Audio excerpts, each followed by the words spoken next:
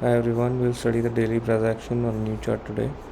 इस कंपनी के चार्ट में आपको दिख रहा है यहाँ पे एक ऑल टाइम हाई से एक गैप छूटा है, right. And gaps have a tendency to get filled. यहाँ पे भी आपको दिख रहा है, यहाँ पे जब गैप छूटा था इट गॉट फिल्ड एंड उसके बाद एक स्ट्रॉन्ग ट्रेंड रिवर्सल था गैप के बाद। एंड यहाँ पे भी जो गैप हुआ था वहाँ से आप एक ट्रेंड लाइन अगर ड्रॉ करते हो तो वो ट्रेंड लाइन को इसने ब्रीच किया था विच सिग्निफिकेंट वॉल्यूम्स। एंड जनरली जब भी ट्रेंड रिवर्सल होता है तो volume will always proceed the price action. यहाँ पे भी आप देखोगे अगर पहले यहाँ पे एक डाउन ट्रेंड में था, राइट, एंड जो एवरेज वॉल्यूम चल रहे थे उससे काफ़ी ज़्यादा सिग्निफिकेंट वॉल्यूम्स आए थे यहाँ पे मार्च 23 में। एंड फिर उसके बाद से इसने कंप्लीट ट्रेंड रिवर्सल कर दिया था एंड 1000 रुपये से all the way to almost 3900 तक का रैली हो गया था इसमें, राइट। डाउन ट्रेंड था एंड सिग्निफिकेंट वॉल्यूम्स के साथ वो ट्रेंड रिवर्स हुआ था।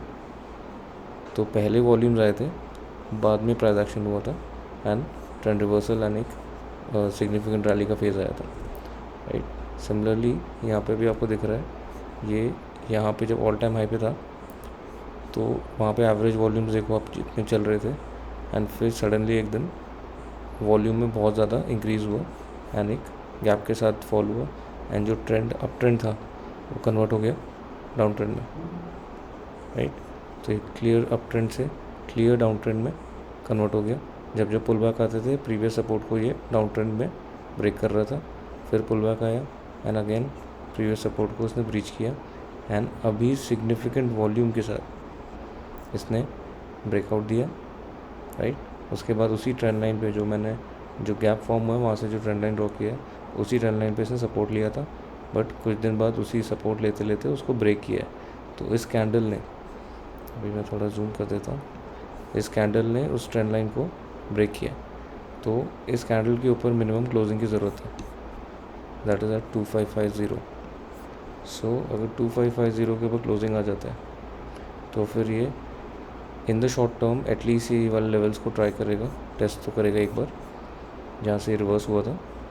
और अगर ये भी ब्रीच हो जाता है तो एटलीस्ट एक गैप फिल करने जाएगा। तो ये एक पोजिशनल ट्रेड की तरह इसको देखा जा सकता है, इवन तो ये डेली टाइम फ्रेम एनालिसिस है, लेकिन इन द शॉर्ट टर्म अगर 2550 के ऊपर क्लोजिंग आता है तो इमीडिएटली अराउंड 10-11% का गेन हो सकता है। एंड अगर वो भी अगर ब्रीच होता है, वहाँ पे सपोर्ट लेने लगता है, तो ये डेफिनेटली गैप फिल की तरफ जा सकता है।